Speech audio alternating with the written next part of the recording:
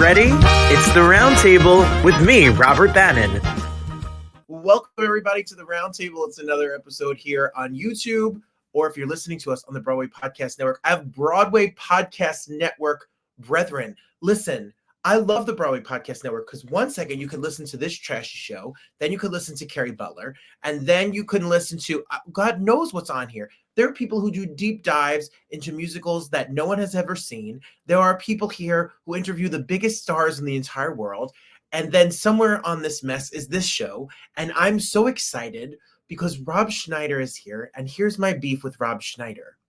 Rob Schneider has produced 172,000 shows at 54 Below. He has done 116 different podcasts, most of them with Robbie Roselle, and most of the shows with Robbie Roselle. And I have not been invited to one, not a show. I have not even gotten a dress. I never even was asked to sing a song. I don't even have to sing. I could run a spotlight. I can be on a pod. Rob Schneider, I have beef right now. We're gonna address it. Sorry. I don't feel like I was entrapped in this. I'm sorry. And Tony winners to show up and talk about Broadway Bound show. How dare you? I'm sorry, sir.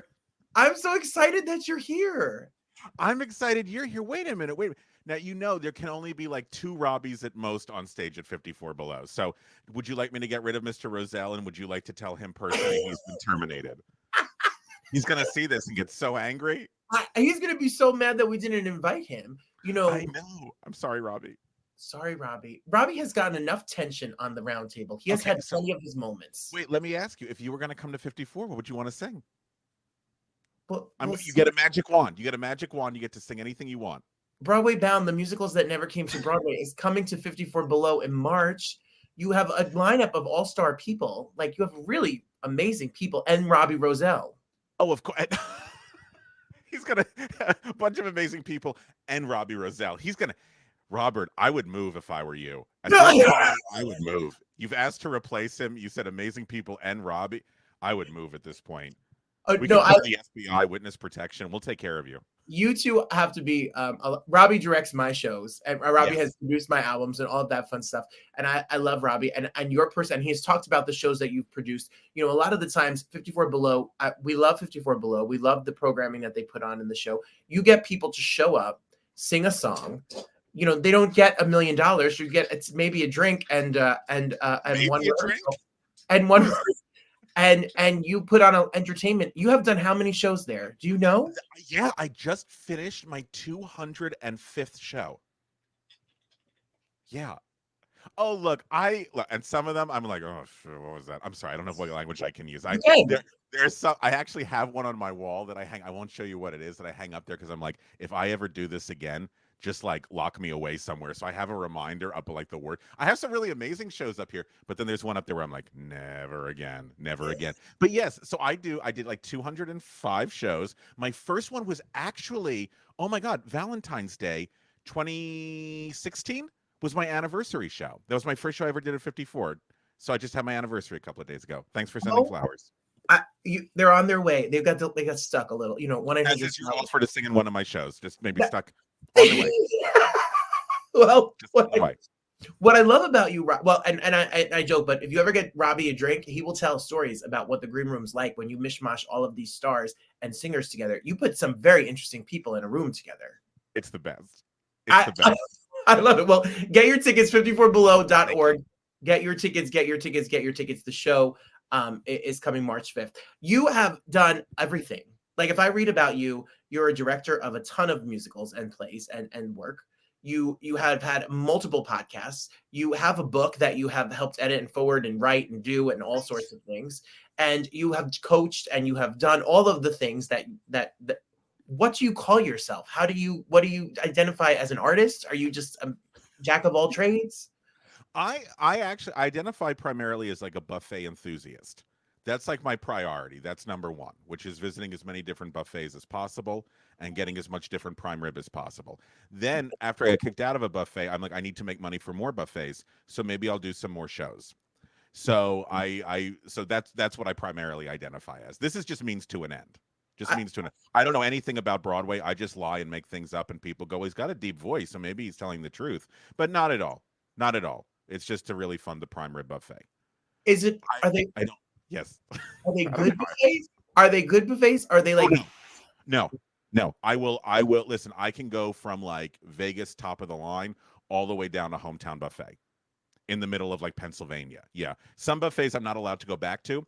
So I'm looking at different buffets. So if people are listening at different states and know like a buffet, hit me up. I went to the Golden Corral for the first time. What'd you think? I was violently ill that evening. What happened? Well, Your I body don't never know. had so much good food before. What happened? I don't. Well, firstly, they give you your soda, on a tray, like when you pay, like in the front of the Orlando Golden Corral. Oh yes. Oh. And they had a nice, like a Slurpee machine, like Mm. they had a turkey, and the man was carving the turkey. But I think that turkey had lived a couple of lives, and the turkey was not. You have to be selective at the buffet. Yeah, but you see, I think of it like a fine wine. Like the older it is, to me, the better it is. But that's you know what? I will go with you for your next buffet experience, and Okay, we'll go through it together if that's okay. I'm in. I'm dead serious. Great. Oh my gosh, great. We're going on a buffet date. It's going to be amazing. Rob, where are you from? So I'm from Los Angeles originally. Oh, why? No. Oh, you and me both. You and me both. I grew up in the smallest of towns that was rated the #1 safest city in America by like the FBI number. So that like I think that shows you like how exciting my town was. Also home to the Ronald Reagan Presidential Library, which also shows you how wonderful the town is. So there you go. We love history. We love history. And I was like, as soon as I was out of there, I was like, I hightailed it over to the East Coast. But I grew up in LA. Yeah. You grew up in LA. Now you're here in New York City. Where are you And from? I'm from Jersey. What part of Jersey? I grew up in Richfield Park, which is next to Fort Lee. I'm like a fake New Yorker. Like I'm No. 1 mile from George Washington Bridge. But I have a driveway and a squirrel and a tree, and like I see things like Are you that. still there now? Are you still there now? Yes. I'm so jealous. You could come over and I'll take you to the Brazilian buffet anytime, right in Hackensack, New Jersey. Great. Let me just grab an Uber and Let's I'll be go. right back. I'm free. I'm free. Canceled. I'm sorry. I'm free. When did the idea for you become to do a podcast though? Like the one that I'm doing now, or I had one, Oh, my first like one. Oh your my God. first one. Oh, my first one was called Broadway Bound. No, but my God, my first one was called Behind the Curtain: Broadway's Living Legends. And my thing was, I was listening to because at the green room at 42. My God, at the green room at 54 below. My God, they're gonna kill me that I say green room 42. At the green room at 54 below, you would sit around and you would hear these amazing stories from people, and you were like, why am I the only one lucky enough to hear this? So I started going around and asking like a bunch of like Broadway legends who had been in the business 30 plus years. I was like, would you come and sit down on this show with me? And we're going to talk about your career and like how you got started. Also, I teach, and teaching's a huge part for me. And I was getting really frustrated with hearing so many students that were like, well, I really admire Laura Osnes, so I have to do exactly what she did. Maybe, well, it was a different time. And like what college did she go to, and what shows has she played, and did she get the vaccine, stuff like that. And so I was like, I wanted to show my students there's not one right way of doing this. Like there's many different ways to be successful and be unique. And so I was like, if I collect all these stories, maybe they'll see like, oh yeah, you don't have to you don't have to follow Corey Cott exactly the way he did his career. He's him. He's special. He's wonderful. Who are you? So yeah, Rob, I think we're going to be best friends. I can't wait. The buffets and a Laura Osnes joke. And yeah, I love that. So if you have nothing nice to say, sit next to me. I as a teacher myself, Yeah. I teach 5th grade in New Jersey, and I also teach musical theater at the New Jersey Performing Arts Center in Newark. A lot of the students, they don't have $1 million. They come from the city of Newark. They have amazing talent, and they look up to all of these artists, and they say, where do you go to school? And I when I speak to guests, a lot of the times I ask them, what did you do? But you are right. All the guests that have turned me down are on Rob's original podcast. Go look. Yes, they are stacked stars. They're lost. Oh, they're lost. I didn't get to speak to you. No, head to toe. Really. So that show, you did a lot of episodes of that show. We have like 550 episodes in the can on that one. Yeah. But like you get to talk to your heroes. Do you know what I mean? Like yeah. So I got very, and we had like Nathan Lane was on there, and Andre DeShields was on there, and Susan Stroman was on there, and it's great. But like I said, I don't sit there and go to Susan Stroman and be like, tell me about the producers. Because I'm like, everyone knows about this show at this point, but I'm like, what was it like in college? How did you find your way in the city? That to me is more interesting. Nathan Lane talked about like day jobs he had prior to, I'm like, I don't want to hear, I mean, yes, you won a million Tony Awards and you're a brilliant actor, but like, how did you get started? And like, were there any points where you thought, I don't want to do this anymore? I think that's good for people to hear. I really do. I do too. And I think that's what makes the interviews unique, and they're in depth. And his brother was the head of English in my high school. Was he really? Mm-hmm. That's cool.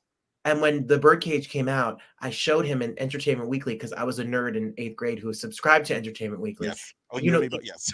They used to have like the little caricatures of like little cartoon caricatures, and they made this imaginary cast of the new Star Wars, and they made Nathan Lane be Luke Skywalker. And I showed it to Mr. Lane, and then he took it and he sent it to his brother, and then his brother wrote me a letter and like encouraged me. Like, it's little, like, anyway. It's wonderful. It's so wonderful, that stuff. That stuff is what keeps you in love with this business. While we're here, if you want more information about Rob W. Schneider, if you're listening to us, there's a link below, but it's SCHNEIDER, and you can go to Rob W. Schneider on Instagram and follow him so that you can stay up to date on all of the shows that he's got coming up. You then you've done the Gay Card Revoked podcast with Robbie. You've done iterations of podcasts, and then you somehow wake up in the middle, maybe because of the 54 Below show, maybe for some reason, you wake up and you say, why don't I do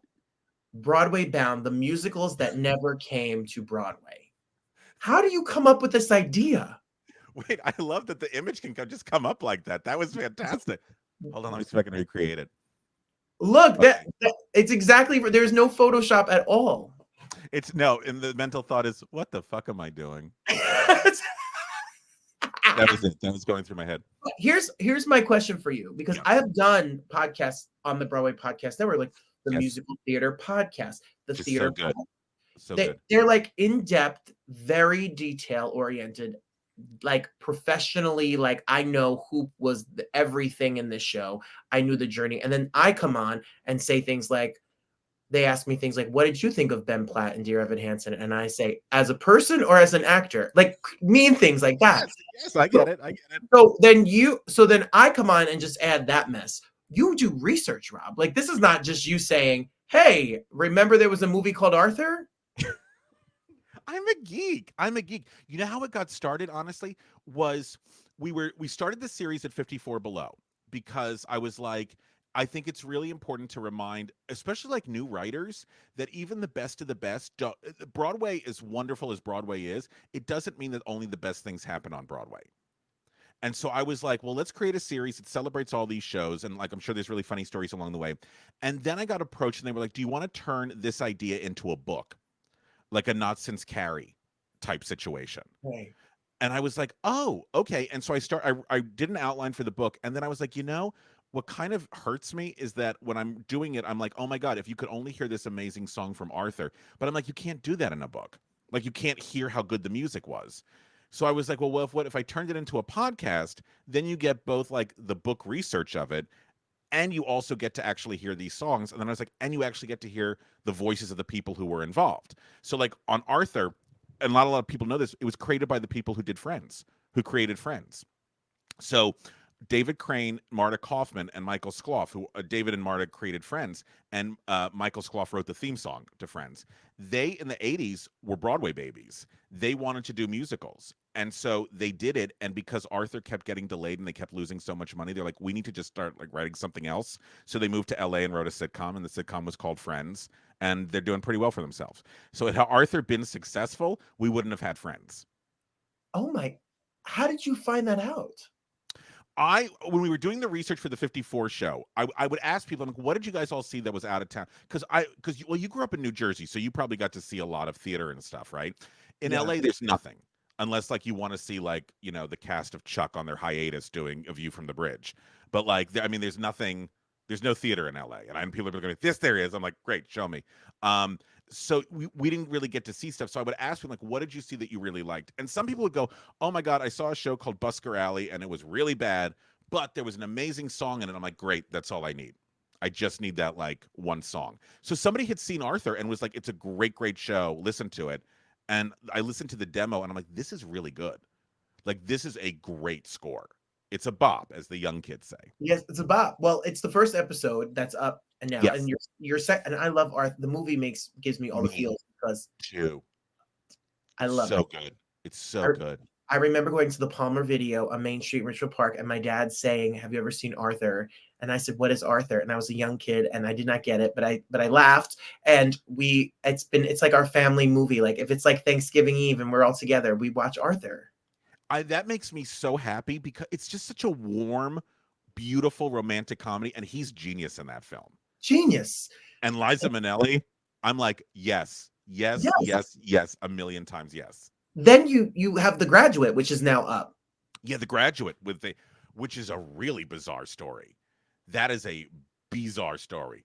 It was first Bob Merrill who wrote Hello Dolly, writing a musical of The Graduate, which, and I don't know if you know this, Bob Merrill couldn't play piano, so he only played xylophone.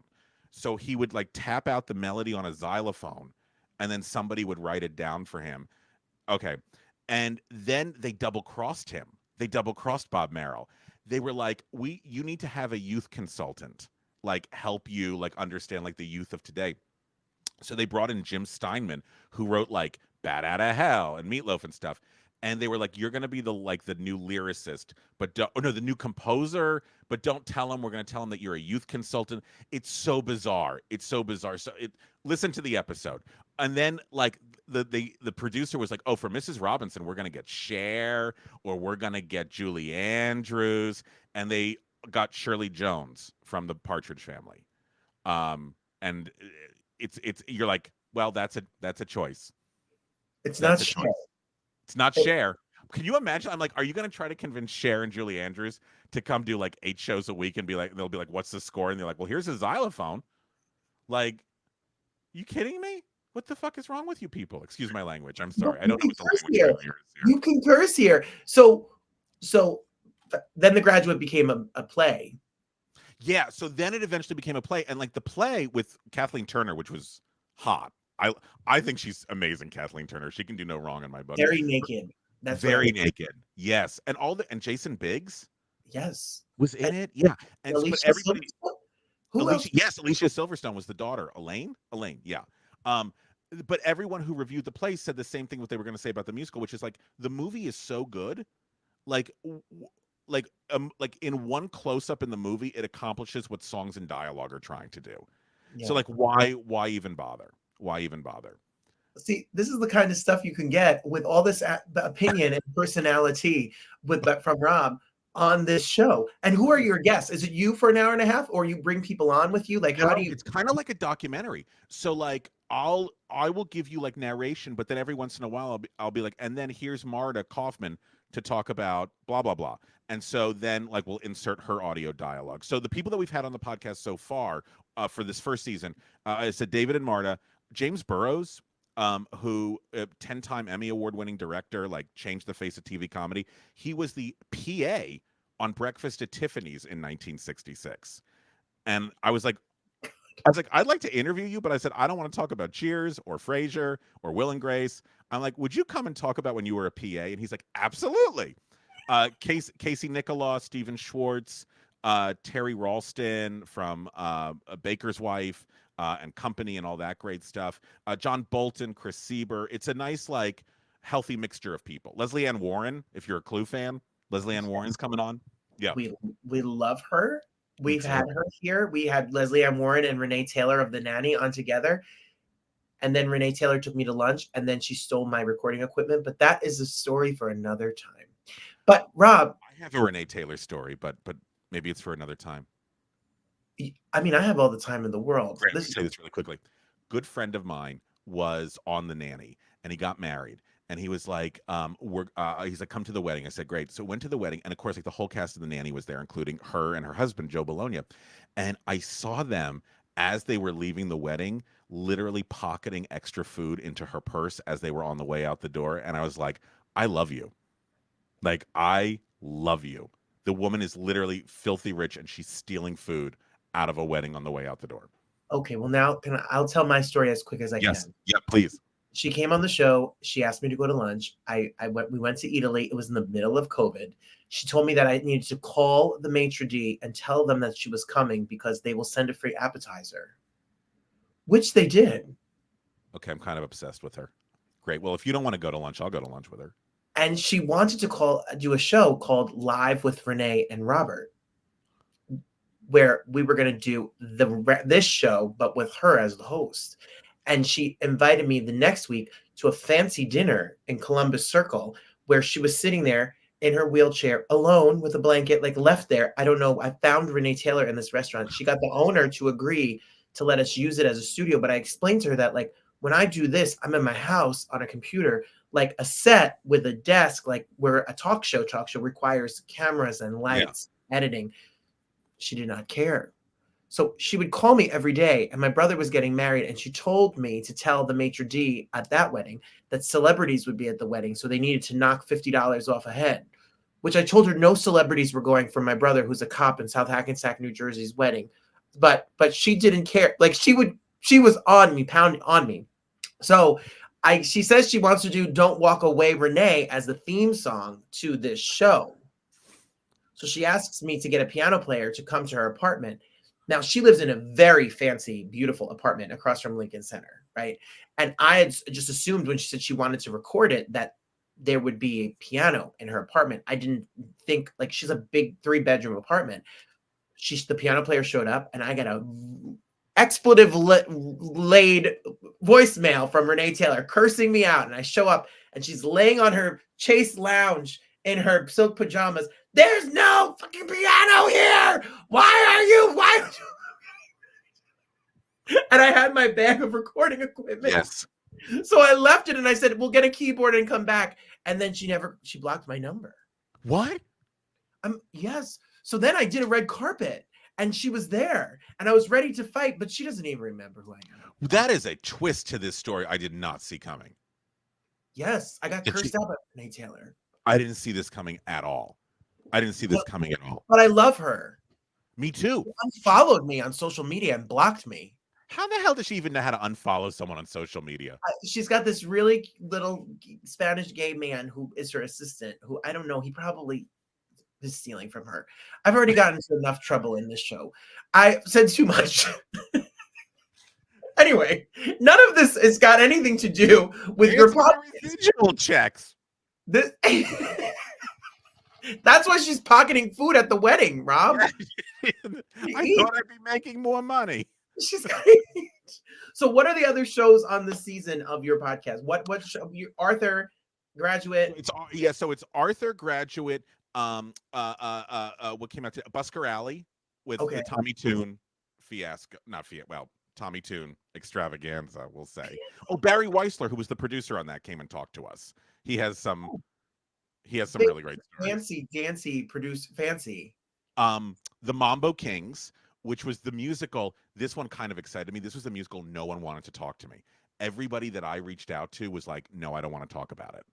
So I'm like, oh, then there's something really good here. Finally, the composer, this is the only Broadway show he ever did. He's like, I'll talk to you.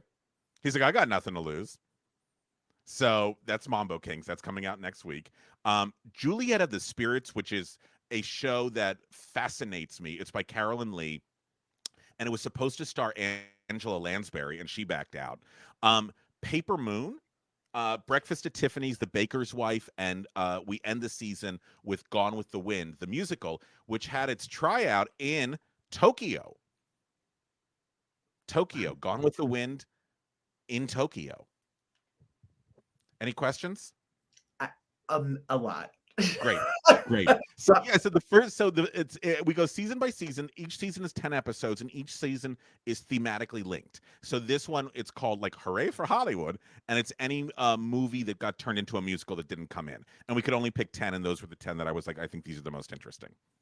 Oh, I'm super excited. So this will be on. It's an ongoing series. So while you're listening to us, make sure you follow it. You could add it right in the Thank queue. you. You could listen to it wherever you listen to your podcast, and where if you're at the gym, if you're in the car, if you're at work, you could listen to Rob and all of his hijinks for sure. Do the other podcasts still exist? Is this the only podcast? Are you? Yeah, pretty much. Behind the curtain, my co-host Kevin David Thomas, who's amazing, he moved away, and I don't know if you know Charles Kirsch, who does Backstage Babble, Yes. like Little Charles, who's now taller than me, but he's Little Charles. I went to his bar mitzvah, and I got him an All-American poster, from because I was like, "What's your favorite musical?" He goes, "All American." I'm like, "That 1962 flop?" Yeah, it's like great. He doesn't talk like that anymore, so it's like great. Got him that. But he has his own podcast, Backstage Babble, and that just sort of took over what we were doing. So I'm like, give it to the next generation. I hear you. I get Let the it. kids deal with it. You're too busy. You're teaching and directing and doing shows at 54 Below and booked and busy and everything. If you're a student and you want someone to help you go to college, you can reach out to Rob. If you want, Thank you. if you want lessons, if you want life lessons, financial lessons, relationship lessons, family Don't go to Rob. counseling, go to Rob. All of that is all on the website, robwschneider.com. And I really am fascinated. Like when I was going through your resume, I downloaded it. You have really directed a lot of shows and you have worked with some very, very talented people. What is your relationship with like theater? Like you've done big shows in New York City, you've done regional shows, you've done smaller shows. Like, how do you go and how are you a patron of the art? Do you only, so like, I need to see the big Broadway show. I want to go downtown. I want to go to, Pennsylvania, summer stock. Like, how do you go? Anything. Like, as long as I'm in a theater or a rehearsal hall, I'm happy. Like, I mean that. I really don't care if I'm like working on a Broadway show or if I'm working and I've done this, working in a barn in the middle of Pennsylvania. Like, I don't care. Like, I really don't care. Not many people can like do what we do and get paid for it. And so for me, I'm like, I will do anything to keep that going. I very rarely turn anything down just because I'm like, I love a challenge. Like, what else am I doing? Do you have a horror, like a summer stock or a regional theater somewhere horror story? Oh, yeah, I got one. And it just happened to me last summer. Oh, I got plenty of them. Oh, that's a whole podcast. I'll tell you my favorite one though. And I'm not a diva. I don't think I'm a diva. People be like, I disagree, but I don't think I'm a diva. Last year, I went to go work for a summer stock and it was a very little tiny one in the middle of Pennsylvania. It's an old barn. And I was like, yeah, my friend was running it. I'm like, yeah, great. I'll come down. And so they were like, we're going to take you to your company housing. I was like, great. So they take us like 20 minutes away from the theater down this really like dirt road in the mountains. And there's this huge log cabin. And they're like, this is where you're going to stay. And I'm like, ooh, this is nice. And they're like, oh, no. It's behind the log cabin.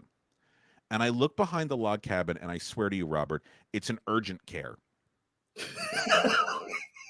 And I said, I'm sorry. And they're like, yeah, we ran out of housing. So we made a deal with the local doctor who doesn't have his urgent care running in the summer. And we put beds in the rooms. So you literally go into an urgent care and like in exam room 2, they just literally put an air mattress. There's no windows. There's no bathroom. There's a fluorescent light. And they still have that like needle trash can on the wall. Like when you use a needle and you're supposed to throw it away. And I was like, no. I was like, I'm not staying here. So at 3:00 in the morning in the middle of Pennsylvania, I couldn't get internet. I walked maybe 4 miles in the dark in the woods to get to an area to get service to call an Uber to take me to a residence inn. Rob, that's not being a diva. I don't think that's being a diva. I was like, I do not want to pay a copay to go to bed. Like, I just want to sleep. Like this is not fun. Not fun. That show starred Laura Osnes, didn't it? And you know what? It was a regional production of Cinderella, ironically. so she's haunting me. Maybe she's like, he's an asshole. I'm gonna get back.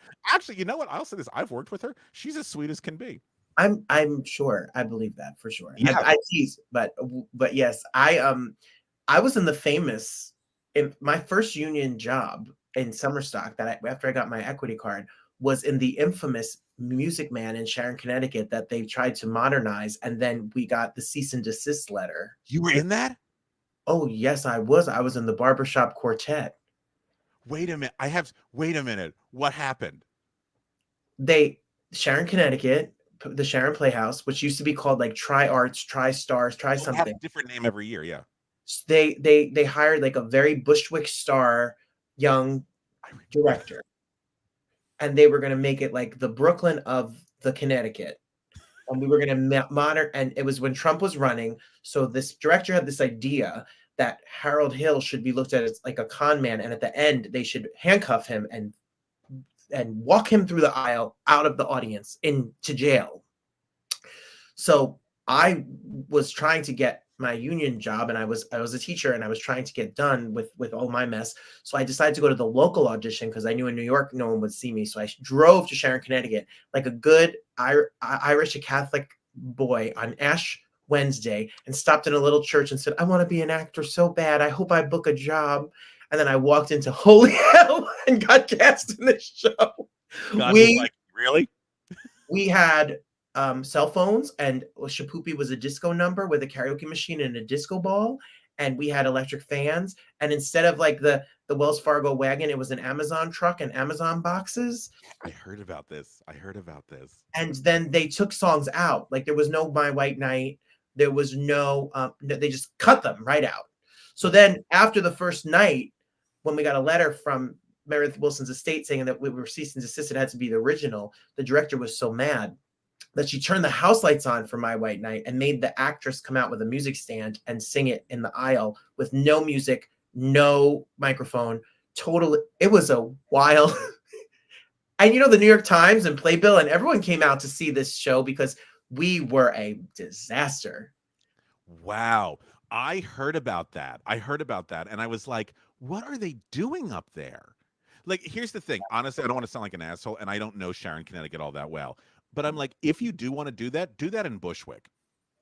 Like, don't that they don't want to. I'm assuming they don't want to see that. No, people were leaving in droves. Like, you know about the Annie that was up in Boston? No. Where I'll keep this story very brief. No, you could. There was, so okay, so Annie, right? We all know Annie. She sings, maybe Far Away, maybe she's sitting on the windowsill at the beginning of the orphanage, right? Blah blah blah. All right, cool. End of the show. Get to the end of the show. Annie's on one side of the stage. Daddy Warbucks is on another side of the stage, and they start to run together, and everything freezes. And the ensemble lifts Annie up. They rip off her red wig. They rip off her red dress. The mansion disappears. The orphanage returns. They plop her right back down on the windowsill. It was all a dream. She dreamt that she got adopted. And that's how it ended. Her back on the windowsill, right where she started. All of this was a dream. She was right back to the hell she was in before. That, I think, was up for 2 days before Martin Charnin came in and was like, what the fuck are you doing? And sat down with the director and literally went with her line by line by line and was like, this is how this should be. This is how that should be. Because can you imagine seeing Annie and she gets returned back to the orphanage? No. I'd be traumatized. Traumatized. People were like, oh, it's a really good production. I'm like, it's not Annie. No, that's fine. Write your own show then. And write your own show about an orphan nobody wants. That's fine. Do that. It's called Oliver. They've already done it. But you want to do it? Great. Have a good time. See, you want stories like this, you need to be following Rob, and you need to be listening to his podcast. You could go back in time and listen to the other podcasts as well. Yes, and then I will tempt you with this story, and then we'll do it over the Golden Corral buffet. The Guys and Dolls that was all about gambling addiction. That's probably a good idea though, Rob. Not Guys and Dolls, but yes. Tell me. But we went to go see Guys and Dolls, and it was at this theater down in Los Angeles. And when we went in, there was no curtain. Everything was like this very stark wood. And I'm like, I don't know if I'm in the right theater. And all of a sudden, the lights went to half, and the person was like, "Welcome to Guys and Dolls. If you or anyone you know have a gambling addiction, you can do blah blah blah blah." And the whole show was about about the addiction of gambling. And every scene was played serious. There was no comedy in it whatsoever. But the thing I remember more than anything was Adelaide's lament. This actress, she opened up her book and she put her leg up on a railing like she was stretching and reading. And so I was like, all right, cool. First verse, leg on the bar. Second verse, her leg is still on the bar. Third verse, her leg is on. This actress never left this position during the entire Adelaide's Lament. I was like, what is going on here? Worst production of Guys and Dolls I ever saw till I saw the 2009 revival. Did you see that? I did not. I did not. Shit. Holy shit, that was bad. I did not. I'm sorry. The actors were lovely, but oh my God. It looked like a video game. With Des McAnuff, he put that big screen in the back, and yes. Damon Runyon was a character. He like followed them around taking notes and stuff. And I'm like, no. I heard a story. I don't know if this is true, that Frank Lesser's widow went to see it. They had to show her like a dress rehearsal, right? And there was no anyone else in the audience except her. And the curtain came down, and it was dead silence in the theater. And she went, "What the fuck was that?" So, I don't know if that's true. Those actors were not to blame for that, Guys and Dolls. They did a really nice work. Yeah, no, of course, but there's Nathan Detroit, who's bigger than Big Julie, because that really helps the joke. What are you looking forward to this season on Broadway? Limpika. Yeah. Limpika. I saw a reading of it years ago, and I was like, what I saw 7 years ago was phenomenal and incredible. So I'm really looking forward to that. How about you? What are you looking forward to? Limpika. Yeah. Right. Matt Gould is like a brother to me, and it is his time. And it is his time to write this score and have this music out. And Woman has been living in this world for a decade. Please tell him, because I don't know him, but please tell him when I saw it at NAMT, I literally there. Were you there too? Yes. I literally elevated in the air. I was like, what is this? Like, what is this amazing show? What is this amazing score? So please tell him congratulations, because it literally has stuck with me ever since I saw that reading 8 years ago. I saw it there. I've seen their workshops, and Matt is the reason I do this, is because, really? Matt is the reason I do anything. I didn't sing or act or do anything for 16 years. And then I saw Invisible Thread, which was then, Witness Uganda I sent him a message, and I just was like, I love your music. It moves me, and I want to sing again. And he was like, come to my house. Let's make a show. And I started Unfinished Business, which was my album and my first cabaret show, because of him. And we've just been, thick as thieves for the past 16 years. And I've, saw it, and go see Limpika. It's brilliant. Yeah, please tell him. I've never met him. Please tell him I'm a huge fan of his, and I would love to. Oh, Rob, he'll come to the Golden Corral with us. Oh, fantastic! Get up with you like the best of them. I would love that. But seriously, folks, go see Limpika. It's exactly what you want out of a new musical. So congrats to him. This season is crazy. It's a big monster of Broadway shows, of a lot of shows. Cabaret. I'm also curious about this Cabaret, because Robbie Rizal saw it and said it was like the most brilliant thing he's ever seen. So I'm very excited. Is there anything else you're excited for? A Cabaret fascinates me as well. I think it's very interesting. I'm going to think, I get in trouble on here, Rob, because I give my opinion too much, which I guess is the point. But like, give an opinion. No, we can, but we have some of the cast of I'm a little tired. I talk a little roughly, and you have a whole podcast about, like, I don't want to see every movie turned into a musical, Rob. Yes. Yeah, because I agree wholeheartedly. And I think that's something we talk about like on Broadway Bound, which is like, just because it's a movie or just because there's music in the movie doesn't necessarily mean that it's supposed to sing, like Minsky's or Mambo Kings. Like, I don't necessarily know if, is this a musical? Yeah. I love the book Water for Elephants a lot. Same. I love the movie The Notebook. I will cry with you, Rob, and eat popcorn, and they will die together, spoiler alert, and all of that. I don't know if they're meant to be. We're going to find out. And you know what? Listen, if to me, I'm like, if you can find something by adding music that the movie didn't do, live your life. Like, I think Lacage is a great example of that. Hairspray, I think, is a great example of that. I get nervous, because I'm like, what is it about this that needs to be a musical? How is this helping the story? And I think that's the thing. And I'd love to be surprised. I really do love to be surprised. I really do. Yeah. Well, I'm going to see The Notebook in a week, and we have some of the cast on. So I'm sure they're amazing, and I'm sure it's great. I wasn't being shady to that show. I get nervous. No, not actually. I'll be honest with you. That one, to me, The Notebook is one where I'm like, oh, that makes total sense. Like, to me, I'm like, that story feels so musical already that I'm like, I will buy that. I will buy that. Yeah. Others, there are some that are coming out and I'm like, huh?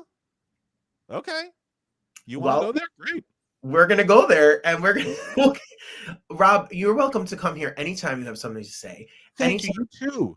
You want to contribute something or give your opinion, or sometimes we do, like me and my cousin Adrian, who's just a housewife in Ramsey, New Jersey, we recap award shows or we do predictions. So you are more than welcome to come tell me who you think's going to win the Tony, what, and go over the presenters and be shady and have fun. We do these shows all the time. Please have an open invitation to come on here.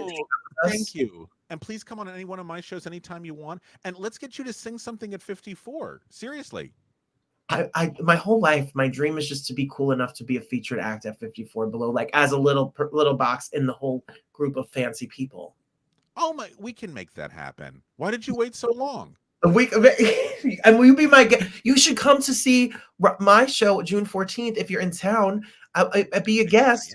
Come see my Big Pride playlist where I sing diva songs from top to bottom, and we kick off Pride at 54 Below. Well, we're a little late this year, but last year we kicked off Pride. And if you ever want to see me, sing Donna Summer and Whitney Houston and Celine Dion, come and directed by Robbie Roselle, then you have to come on down. What more could you want? God, do I love that man. He makes me laugh so hard.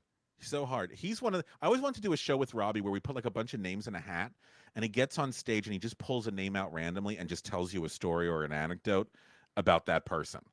Well, can I tell? I busted on him earlier. That's a brilliant idea because he's the best storyteller. Yeah. I put out during COVID, I recorded an album virtually. Like I told you before, it was called Unfinished Business. Did not know Robbie at all, 0%.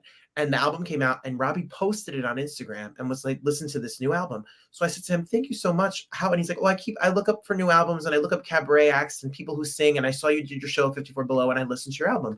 When are you going to do a show again?" And I said, "I'm going to go back to 54 Below and do a show." He showed up, and after the show was over, he said to me, "You're funnier than your show, and you're a better singer than your show, and I want to help you."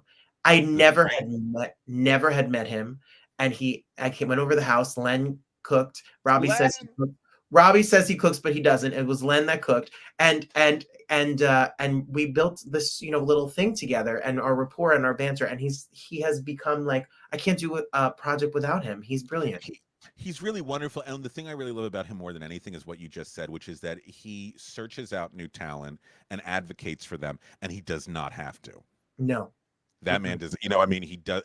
The fact that he writes a message or goes to see the show, it's just going above and beyond. And I just wish there were more people like that in the business because it's very rare. Yeah. But you're like that.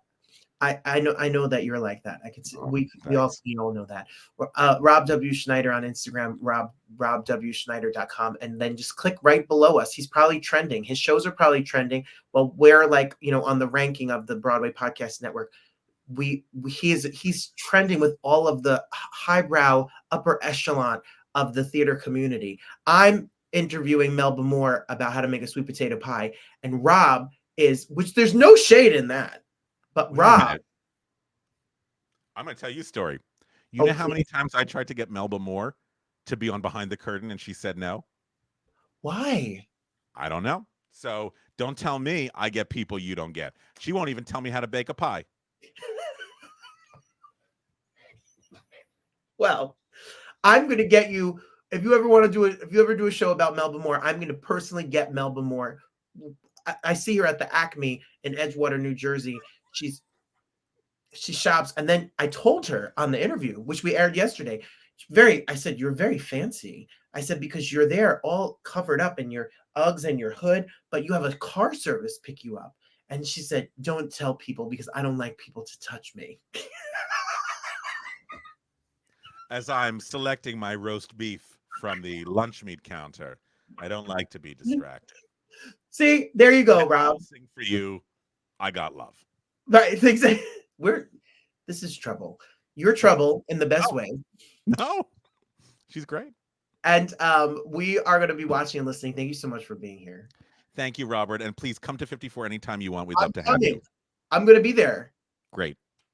Thank you. Thanks for this. Thanks, everybody.